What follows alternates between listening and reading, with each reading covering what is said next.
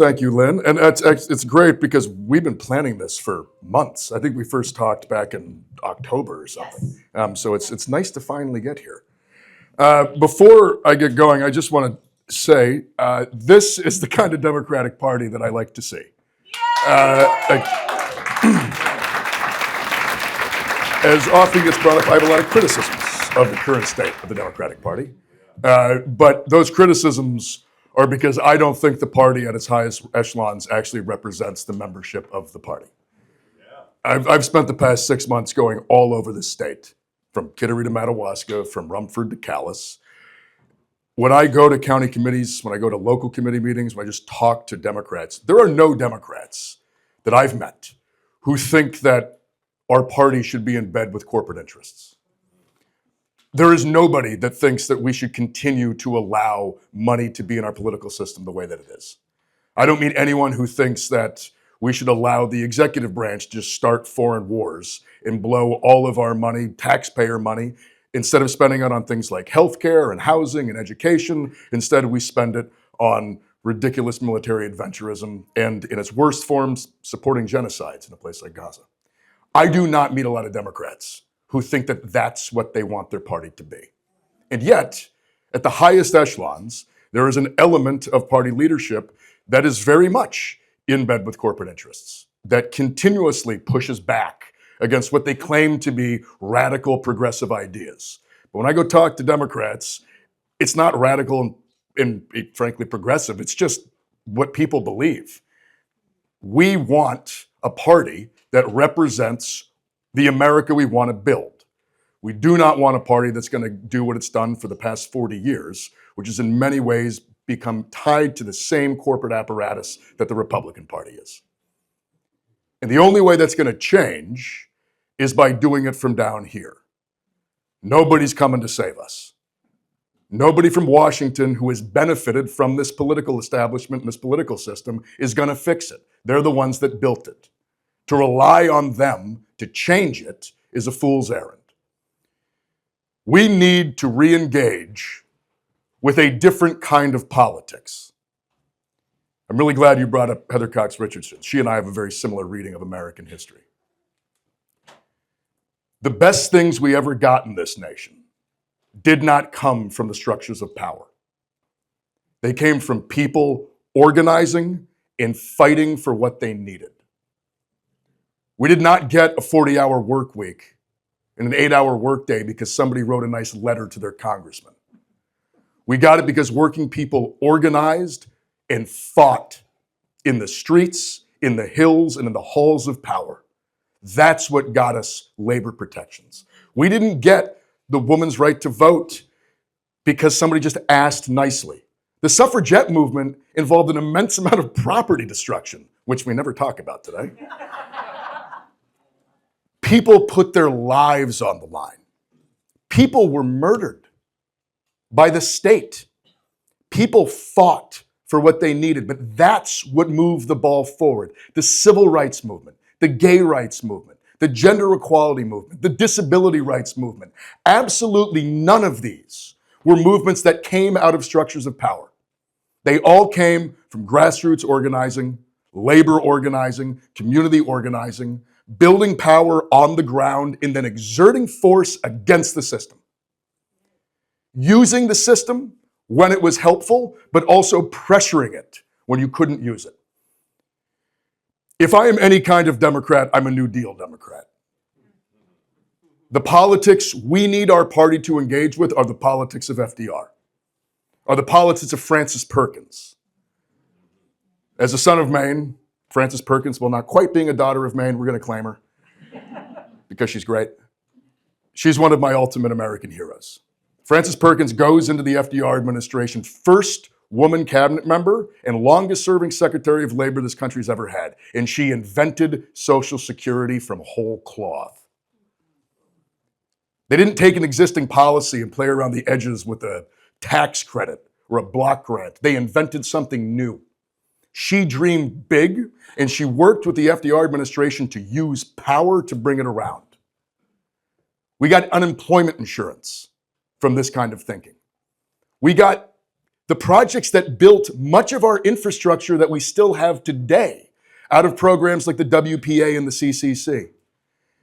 These were programs that required immense amounts of public investment and an immense amount of political will.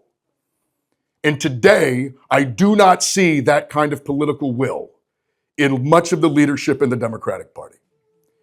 And I'm sick and tired of being told by people who've been in politics for a long time, who are supposed to be experts at all of this, that asking for these things is too much, that we need to temper our expectations, that we need to just take what we can get because it's going to be too hard. I don't believe that. I believe you have to fight for the maximalist position, so when you do compromise, you get a hell of a lot more than what you would have gotten if you just gave up at the start. But I think we need to fundamentally have political leaders in the Democratic Party who view politics as a power struggle, and who also view politics as a way of moving towards a future that we want to build, not just merely accumulating personal power. We have forgotten that politics is about ideology and it is about power. In our country, we have turned politics into theater. When people say, I'm not political, I don't care about politics, what they mean is they don't think that the political theater they witness on the news and they see in campaigns, that's what they don't want to engage with. And they've been told that that's what politics is. That's not what politics is. This is what politics is.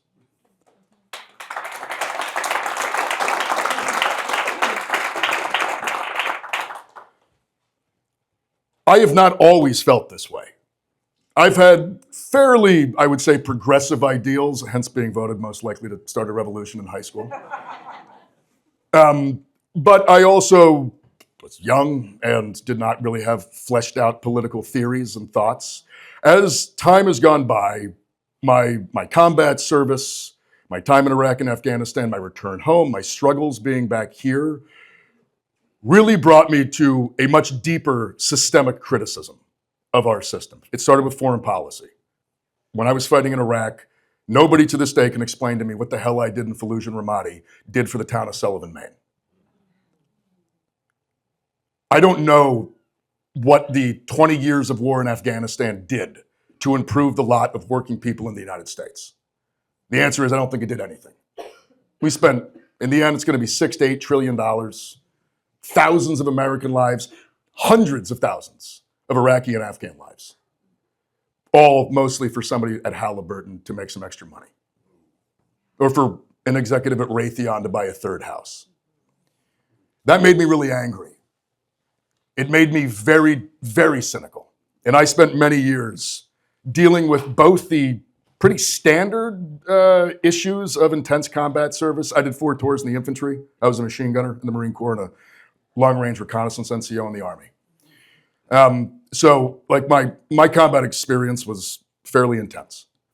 And generally you come out of that with some problems. But I had to go through all of that with this deeper loss and grief in which I realized that all the violence I took part in was for absolutely nothing. It had no value to myself or to my country. That's a hard thing to do, and I still struggle with that. I'm going to struggle with that until the day I die, because I'm also still very proud to be an infantryman, and proud to be a Marine, and proud to be a soldier. It's a huge part of my life, and I was good at it. And at the time, I loved it in a way, and will always feel a connection to it, while also feel very betrayed in many ways by the way that my patriotism and my dedication was abused. Same with all the people I served with. It was through that, though, that I became a lot more critical of the larger systems. And when I went to college at GW, where I did not graduate, I'm 29 credits short of a degree in history, as the Washington Post liked to point out. Or no, Politico found that one out. When I was in school, I was introduced, I think, to more critical thought and a reading of American history that I had really not engaged with. A reading of American history that was far more built around what the Brits call history from the bottom up, the history of people, the history of people's struggle against institutions of power. I learned about Bacon's Rebellion. in Virginia. I learned about the Whiskey Rebellion. I learned about the labor movement. I learned about the fights in upstate New York in the 1840s against the landlord class. Things that, frankly, I had never learned about in American history. And I learned that my real American heroes are people like Thomas Paine and Frederick Douglass and Eugene Debs. People who fought back against the tension that has existed in our country from the beginning of what we claim to be and what we are and what we have been. That is a tension that has existed from the start. There is much in American history to be ashamed of. We need to be honest about that.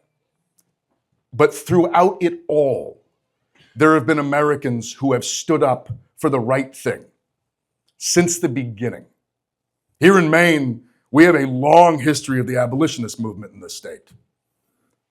People who left Maine went to slave states and were killed trying to bring about the freedom for enslaved folks in those areas. In the Civil War, Maine sent more men per capita for the Union. Save the Union at Gettysburg. We can all be very proud of that. Maine also was at the forefront, Margaret Chase Smith, at shutting down McCarthyism and the Red Scare in the 1950s. We, if we choose to, have a history that we need to connect with, that we can be very proud of as Mainers. That in moments in American history, when justice, liberty, and equality were on the line, Mainers stepped up in the past, and we need to do it again. Because we didn't ask to be here. Nobody wants to be living in history. It's much nicer. I mean, I'll be honest, I would much rather just be an oyster farmer in Sullivan. It's what I thought I was going to do for the rest of my life. And then this opportunity arose. And this does feel like a moment in American history. The past week especially. If you ever asked yourself what you would do if you lived in a society that was turning authoritarian, what would you do if fascism was arising in your country? The answer is what you are doing now. Because we are there. It is happening. It has come to Maine. Get involved with the Maine Immigrants' Rights Coalition. Take the trainings. Find out, like it's 207-544-9989. That's the hotline number. If you see ICE, if you see Border Patrol, if you see federal agents, report it. We all need to come together now. The state is about to be invaded by federal agents. It already has been. There's going to be more coming. What we're seeing in Minneapolis, that's going to come here. We need to be prepared for it. The only way that we're going to prepare ourselves for it is to organize on the ground, in your community. Build relationships on your street with people that you know that if you find out there is an ICE operation being conducted in Kittery, you can show up in minutes. That's what they're doing in Minneapolis. We need to build that here in Maine. It's not going to be given to us, though. We need to build it ourselves. They're going to help organizers. I was just talking to 2 organizers who are in town from Minneapolis and Chicago. They got here yesterday because they know what's coming and they wanted to help us know what to do. We're going to get help, but it's not going to come from the higher echelons of power. It's going to come from other organizers and other activists. We need to engage with that, and we need to build power, because I'll say this. Well, yes, defeating Susan Collins is a priority. It isn't the end. It's just the start. I go represent the state of Maine in the U.S. Senate. I am just one vote in the U.S. Senate. I'm the junior senator from Maine. Whoever replaces Susan Collins will be the junior senator from Maine, possibly in the minority. There is only so much power there. We need to combine structural power with secondary power, organizational power. It's the only way we're going to be able to get things like Medicare for all. It's the only way we're going to be able to actually get money out of politics. It's not enough to just use the structure. We need to combine structural power with organized people. And we need to put pressure on the system. We need to put pressure on elected officials who don't want to vote for universal health care, who don't want to get money out of politics. Those people should never have a quiet dinner in public ever again.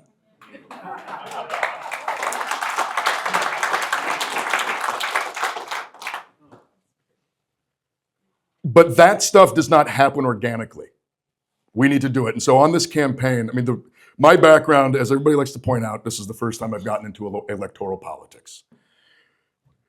But I am not a political novice. My background is in community organizing in Hancock County and around the state of Maine.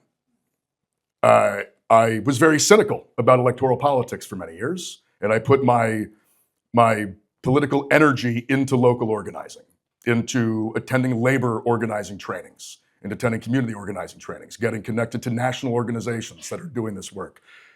Organizations like Maine People's Alliance here in Maine that have been doing it for 40 years. The labor unions and the labor movement here in the state of Maine, the Maine AFL. These are connections that I've made over the years because that's where I think power actually derives from. This campaign is about taking the visibility of an electoral campaign in this election cycle against Susan Collins. This is going to be the most watched race in the United States. When we win the primary, there is going to be so much money dumped into this state. And something that has driven me nuts for years is that in 2020, in the Gideon Collins race, combined about $300 million was spent in the state of Maine. Now, if you invested $300 million in the state of Maine, in anything, we have a different looking state. You could rebuild the entire working waterfront of the state of Maine for $300 million. And instead, all we got were a bunch of miserable TV ads and glossy mailers you can't even burn in the wood stove.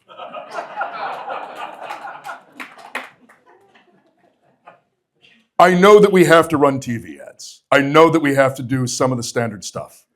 But I hate that kind of politics. And so for us, the bulk of what we're doing, we are putting our energies into field organizing. We have 12,000 volunteers in the state of Maine. We need more. We are opening offices all over the state. We are paying people to organize in their communities. We're not bringing people in from out of state to come tell Mainers how to organize in rural Maine. That's insane. People trust the folks they see at Hannaford. People trust the people they see at the coffee shop. That is who we need to engage with and give them the skills to organize in their community. Because once we've beaten Susan Collins, that's when the actual fight starts. That's when we have to maintain this. I don't want to just win this election. I want to build a Democratic Party in Maine that can fight. A Democratic Party in Maine that what you guys do down here, that this is mimicked all over the state. I'll tell you, this is unique. It's a lot. I've been going to a lot of these meetings all over the state. This many people do not show up to like town committee meetings. We showed up this morning. I'm like, what are all the cars for? And Spencer was like, it's for you. I'm like, that's insane. It's like, I go to these things, there's like 10 people. It's not the case here. It's this kind of model we need to export all over the state of Maine, but we also need to resource it. And we need to make sure that we build it in a way that when this election is over, it continues to exist. Americans hate politics because they only engage with it in election cycles, and it's just theatrics. We need to be doing politics constantly. Organizing should not end when an election is over. It just needs to keep going. The people that you meet, the relationships that you build, that cannot disappear. And all of that needs to be turned towards local elections, school board races. It needs to be turned county commissioner races, places that we often do not think about, that kind of just get shunted off to the side. They need to be as much of a priority to a functioning political party as a Senate race or as a House race. But the only way we're going to make this happen is by doing it from down here. So with caucusing coming up, that's a big one. We need to get more people into the Maine Democratic Party who believe in this, who want to build that kind of Democratic Party, an actual organized, fighting Democratic Party, which in my opinion is what most Democrats want. In my campaign, we've been calling around the state to county committees. We are prepared to use whatever we can of our resources to help with that. Because this is not just about getting me elected. We need to elect people to state office. We need to elect people to local office. It's a systemic fight that we're in. You asked how I got here from being a tattooed combat vet to this. mean, the truth is I read a bunch of books.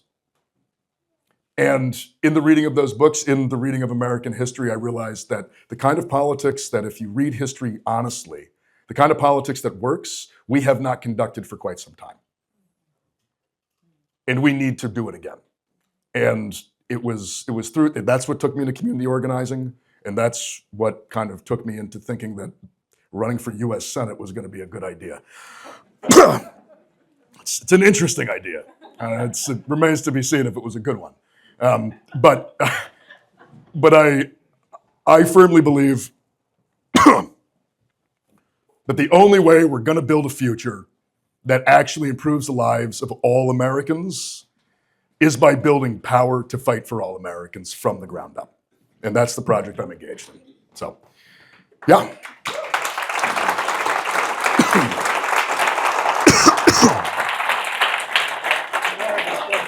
Oh, thank you. All right, question time. Why are you a better choice than Janet Mills? So, I mean, the governor and I think our differences are very clear. On tribal sovereignty, I am a firm supporter of expanding tribal sovereignty for all the tribes in Maine. The 1980 Settlement Act, which essentially treats the Maine tribes differently from all other federal tribes, is an abject travesty. Like, the Maine tribes need to spend money on lobbyists in DC because if they aren't mentioned by name in federal policy, it does not apply to them. There have been multiple attempts to overturn that, both in the state and at the federal level, and the governor has been opposed to all of them. I'm planning to put in a Senate, one of the first things I'm going to do is put in a Senate bill that's going to be a companion piece to Congressman Golden's bill, which sadly was killed in committee, which would extend the same what's the word that I'm looking for here? So, yeah, same status, same recognition to the Maine tribes as to all other federal tribes, so they can stop having to waste their time and monies putting lobbyists down in DC. I have been a staunch opponent of what I and a lot of other activists saw as an inevitability, which would be ICE coming here to the state of Maine. Myself and a few other activists met with Attorney General Frey in April of last year, in which we put it to him, what is the state going to do when ICE shows up and begins to illegally kidnap residents of the state of Maine? And he told us that legally there was nothing they could do. We had to wait for the courts to figure it out. Well, the courts didn't figure it out.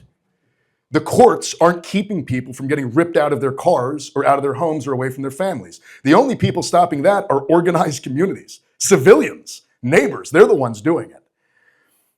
In June of last year, the legislature passed LD 1971, which was going to restrict Maine law enforcement's ability to interface with ICE operating in Maine when it was doing so illegally. The governor refused to sign that bill. It sat on her desk from June until a few weeks ago. And she let it go into law without signing it. But from June to January, there were tons of abductions across the state of Maine. Things that could have been stopped. I think the governor, because of her background in law, has a different version of power than I do. When the federal government is breaking the law, I am less concerned about following the rules. I'll be entirely frank. I think right now the governor should be telling Maine law enforcement to be shadowing ICE. The only people being kidnapped in Maine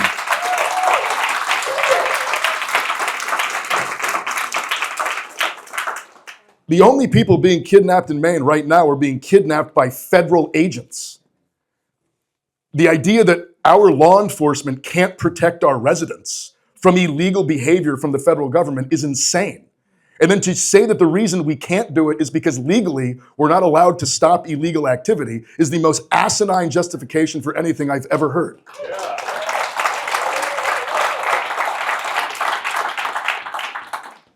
Sorry, this one's getting me worked up right now. I firmly believe that we need to raise taxes on the ultra-rich. We need to go after the money that was stolen from the working people of this country where it is, which happens to be in the coffers of hedge funds, private equity, Silicon Valley VCs, and billionaires. That's where all the money is. And we need to go get it back and put it into social programs like Medicare for All. Oh, we need to remove the cap on Social Security. Because if we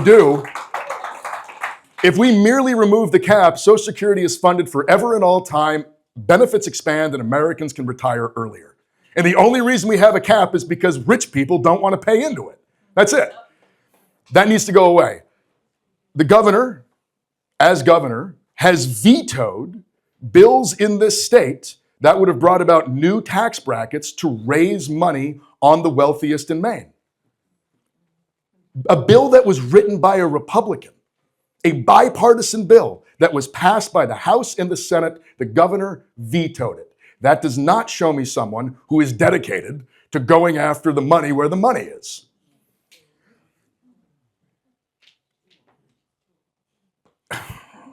The last thing I will say is this. Everybody asked me about the age thing. I love Bernie Sanders. Bernie Sanders is 84. Senator Sanders and I have developed a very close relationship. Bernie is 84 years old. Bernie is still barnstorming around the country, taking the fight to the oligarchy everywhere. It's not about age. It's about the age of your ideas. It's about your commitment to using power to build a better future. And I also just think fundamentally, when we run against Susan Collins, the one really valid argument Collins has is that she has been in the Senate for a long time, and the Senate is based on seniority. She is the chair of appropriations. Now, granted, she doesn't really do anything with it. But that is a valid argument. If we're going to replace her, whoever we replace her with, and we need to replace her, is going to be the junior senator from Maine. They're going to lose all that seniority. The governor has talked about serving one term. Why set the state of Maine back 6 years? Why have us relitigate this without an incumbent? We've been vying for this seat for over 30 years, for God's sake. Why would we want to put it up without an incumbent in power in the next election cycle?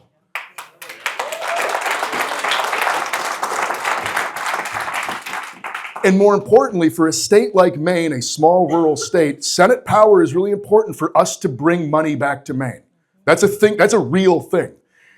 I want to go to appropriations. I want to go to commerce. I want to go to agriculture. And I want to go to health. Everybody thinks I'm going to want to go to armed services or intelligence. I don't give a shit. I truly think that to build working class politics, to help people, those are the places that we need to go. Those are the committees I want to serve on, and I want to spend enough time in the Senate to build power, to use those committees to really help the people of Maine. But it's going to take time. And it just seems rather wild to me that we would take this opportunity to get rid of Susan Collins, to replace her with someone who's not even talking about staying there long enough to build the seniority to do anything substantial. So those would be my top of line things. Okay, thank you.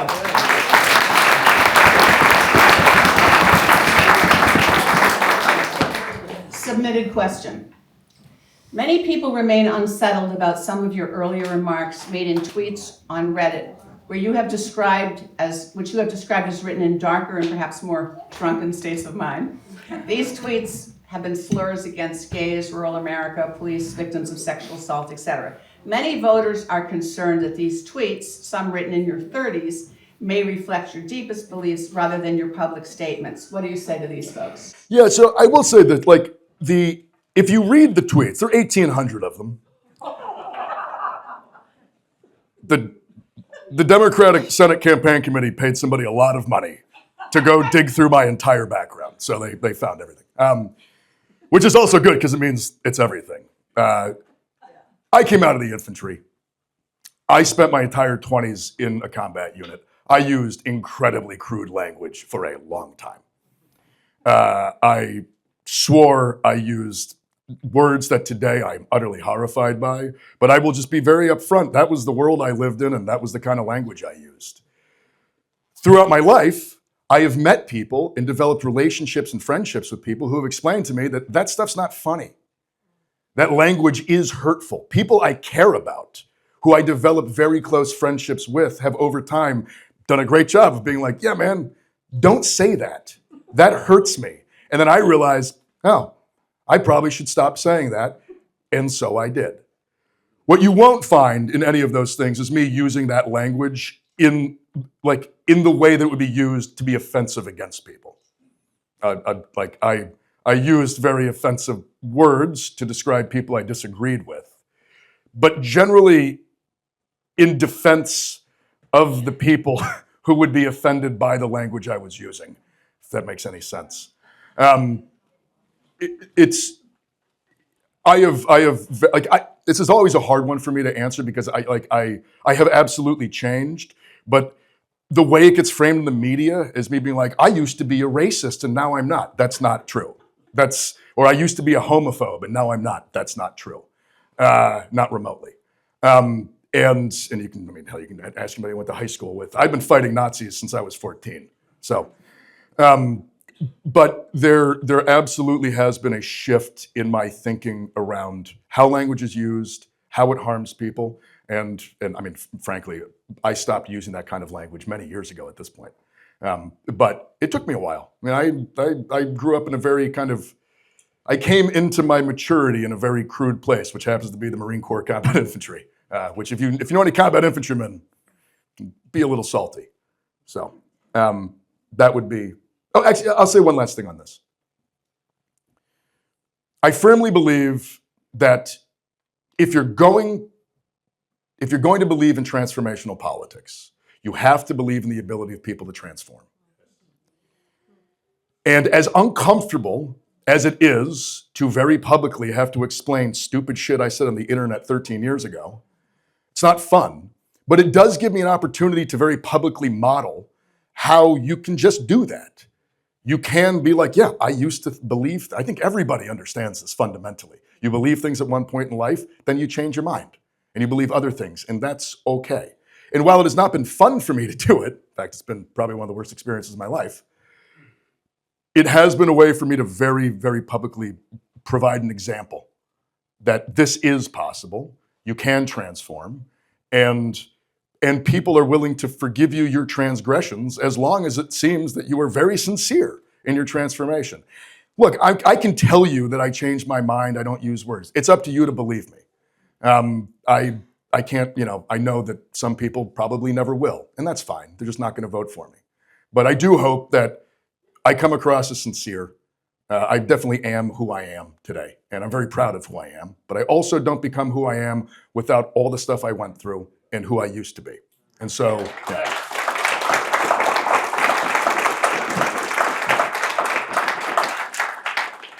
Last question from us, and then we'll open it up, okay? If you were a senator right now, what would you be doing right now? Well, certainly not voting for this goddamn funding bill. I was pleased. I have a number of friends who work in this. I used to bartend on Capitol Hill when I went to college. So I actually have a lot of friends who work in the Senate who are just friends. And I heard from all of them this morning that it looks like that all the pressure coming up from below is working, and Senate leadership is going to acquiesce and not vote to fund the DHS bill. As to what that looks like, whether they try to pull it out and still do the minibus entirely, or where things are going to go, that remains to be seen. But the pressure is working. The anger from down here, they're feeling it in Washington. That's a good thing. So that's one. I would do in order for the role of a U.S. Senator to be utilized in all of its power, I believe you need to bring a level of activism to the role. I think that Chris Van Hollen understands this, Bernie Sanders understands this, Elizabeth Warren understands this. On the other side, Rand Paul understands this. You've got your structural power, you've got your vote, you've got your ability to confirm nominees, you've got your ability to appropriate funds, you've got your, used to be ability to wage war, but we gave up on that one, I guess. We have to claw war powers back from the executive, for the record. But there's another power too, which is that you're a United States Senator. You are one of 100. You can bring visibility and attention to things that essentially nobody else can. We would not know who Bernie is if he was just a congressman. He'd just be some lefty from Vermont. Instead, he's essentially changed the track of American politics, given a lot of Americans hope in a different kind of political system. He could do that because he was a US Senator. And I think it's incumbent upon those who are going into politics at this time in history specifically, to be dedicated to using all of the power, both structural and secondary, that comes with the role. So like in this moment, I'll be honest, I would be in Minneapolis. Or I would be here in Maine. I mean, yesterday I was in Lewiston, and I went to the rally at the Agora at the top of Kennedy Park. 1,000 people were there to voice their anger about ICE and their support for the immigrant community here in Maine. If a U.S. Senator is on the line when protesters are being beaten by ICE, that's a bigger news story than if you aren't. And I honestly think that in the future we are looking at, we're going to need people who bring that level of dedication and activism to the role.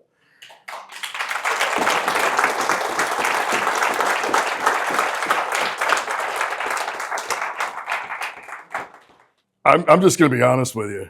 I think it's because Congressman Golden, at his core, does not have the same politics you and I do. Like this kind of behavior, he used to justify it with this whole like, I'm running in D2 and therefore I have to be kind of conservative. He's not running for re-election. So that's out the window. I think that fundamentally he has an ideology that is more geared towards funding state violence, geared towards this kind of working with the Trump administration instead of resisting it. I don't have a real answer. I don't know what's going on in the man's head, but I will say that like he's my representative. I live in District 2. I very publicly, I wrote a lot of letters to the editor before I ran for Senate. So the Ellsworth American, you can look up my opinions on Jared Golden. And I've had them for a long time. But there is no question to me that the old justifications he made about the kind of like an electoral necessity, that's out the window now. And the idea that we are going to give money to an agency that is literally murdering American cities in the streets, to give them more money for training. Look, both the people who have done the killing were many-year veterans of ICE and Border Patrol. These aren't just the guys that got hired in the past 6 months. This is clearly a systemic issue within this agency, within these agencies. This is not a training issue. It's not a body cams issue. They fucking killed people on camera. Putting another they don't care. There's no accountability. Sorry, I don't mean to swear, but I'm angry. And so, the fact that there have been 7 Democrats who are willing to go along with funding this is it's embarrassing. I think as Democrats, it shouldn't be happening. It's indicative that there were people in the Democratic Party who should just go be Republicans. Like I'm a big fan of a big tent. I truly believe in a big tent party. I don't think everybody in the Democratic Party has to have my politics. Not by a long shot. However, what I don't think belongs under that tent are corporate interests, billionaires who want to remain billionaires, and fascists. I think that those 3 groups go to the Republican Party and have fights over whether you think gay marriage is more important than getting money out of politics, but have it over there. We know where we stand, and there is an element of our party that I think we just need to, in many ways, divest ourselves from.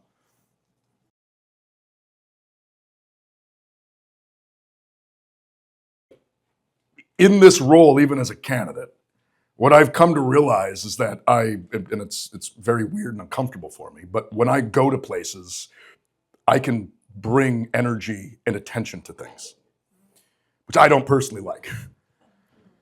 But I've recognized that, like, in moments like this, in times like this, if you intend to be a political leader, and I'll be frank, I actually have problems with the term leader. I very much believe in a more egalitarian politics. But if you are going to be a visible person in politics, you need to show up to the places that require attention. I mean, I grew up in Sullivan, Maine. It's a town of 1,000 people. I have a lot of friends who are 3-time Trump voters. They hate banks. They hate billionaires. They hate tech companies. They complain about the fact that working people get screwed by the rich.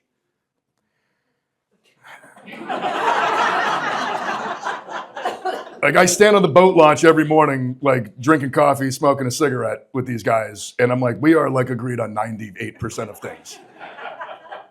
But then, of course, the system, or a politics of divisiveness, then inserts hatred for immigrants. This idea that it's trans kids that are the problem.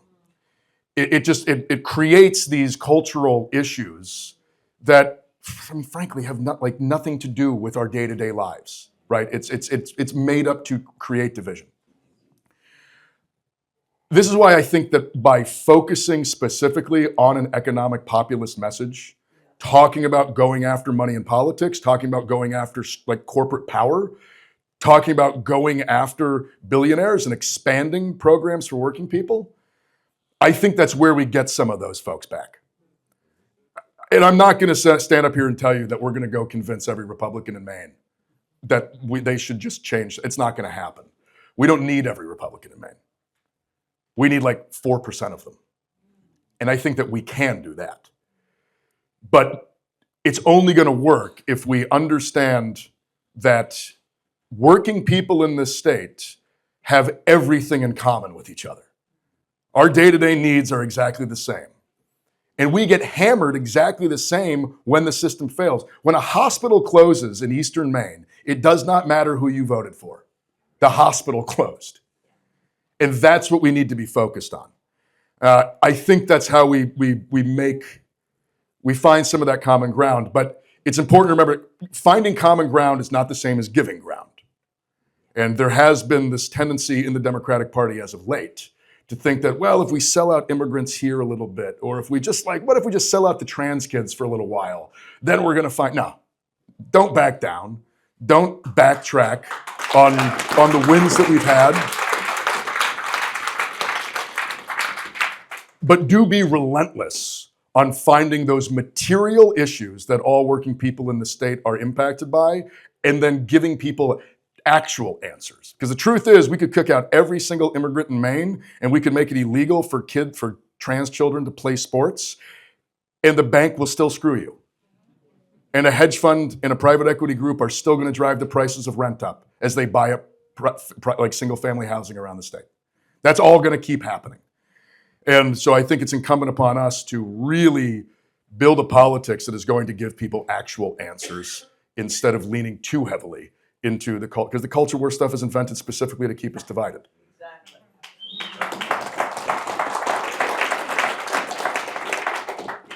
Yeah. I fought in Ramadi. I fought in Fallujah and Ramadi. And I spent a year in the mountains of Afghanistan as a rifle squad leader. I'll just be up front. Nobody has yet tried to kill me in this. Who knows? But for me, I mean, I don't care.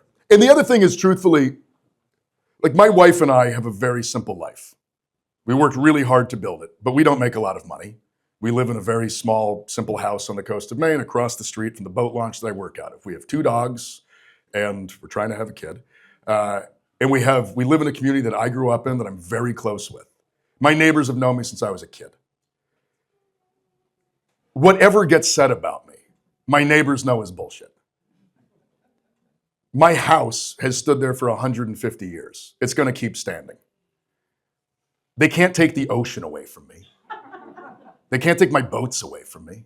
Like, the things that I actually care about that I think are really important, which is community and the sea, they can't take that from me. And Whoever tries to do this kind of politics, whoever comes out of the normal world and goes and tries to fight against the structures of power is going to get their life destroyed. And when my wife and I agreed to do this, we knew that that was what was going to happen to us. We understood that that was the sacrifice. We just happen to be privileged enough to have a life that is essentially simple enough that it can't be taken away from us. And back in October when the governor announced and the next day all the opposition research dropped and I'm watching myself on CNN being framed as a Nazi. As somebody who used to go to hardcore shows in Bangor just to fight Nazi kids when I was 15. It's annoying to see yourself framed like that. And it's painful. It hurts personally. And to turn on the news and see a bunch of people who have never met you talking about you in the most negative ways possible, in ways that are just based on sheer lies. That's painful. That hurts. But I don't care. Because at the end of the day, when all this is over, I get to go back and sleep in my bed in Sullivan, Maine.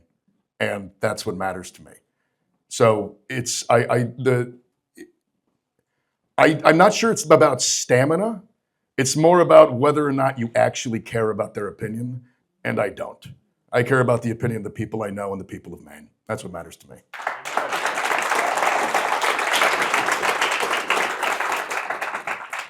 The Maine VA saved my life, without question. I was on a very dark path, and the treatment I get at Togus and at the CBOC up in Bangor, that treatment is what allowed me to essentially rebuild my life.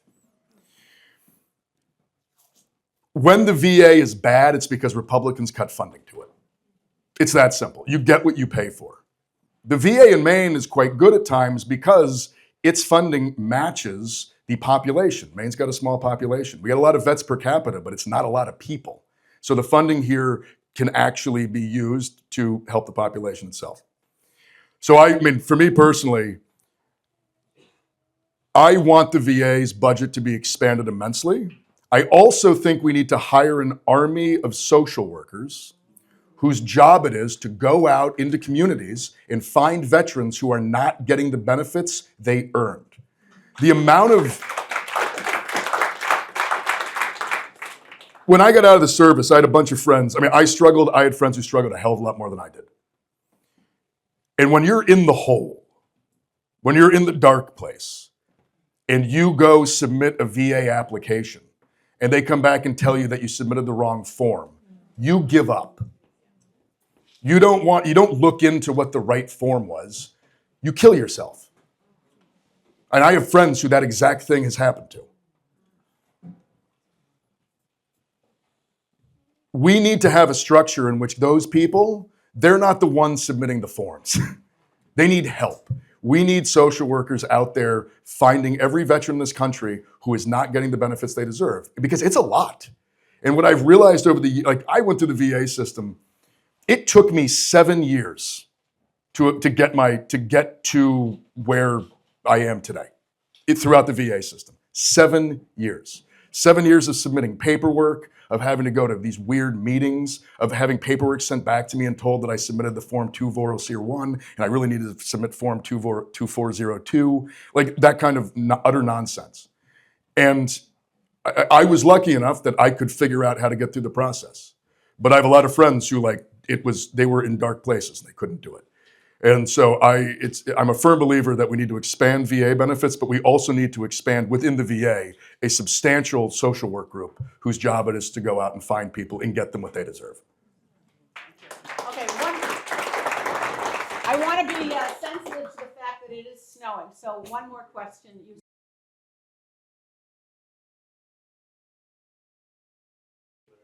Yeah, the Protect America's Workforce Act is something that definitely needs to pass the Senate.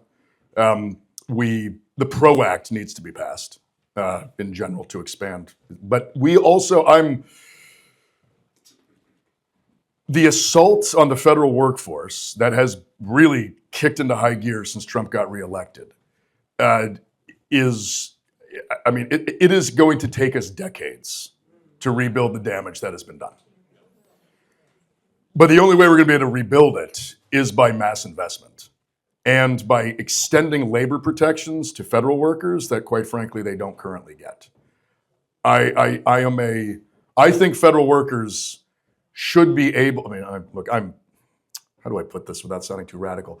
I think the ability to withhold your labor is the best leverage point any worker has.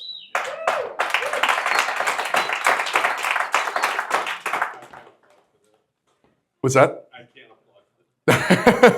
applaud.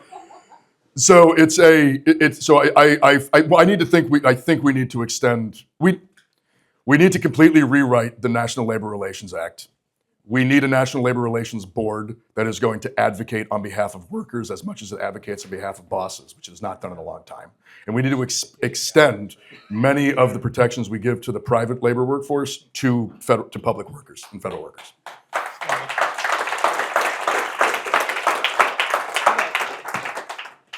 And that concludes, hold on, not quite ready.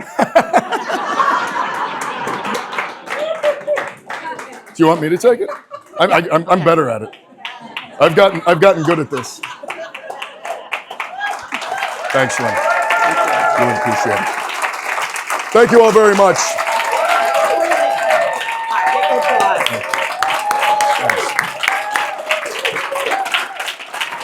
Thank you, everybody. Listen. Oh, right. 1 second. Right, and I have to say one more thing, too. I just want to say one thing. Last year at our annual meeting, at the end of the meeting, a woman raised her hand and said, I can help. I can put some lists together of things we can do. Had never been involved with us before. That was Cynthia Schwartz. She's now on the executive committee. If you want to do something, if you want to help us, come get involved. Come see us. We need you, okay? Graham has one more thing to say.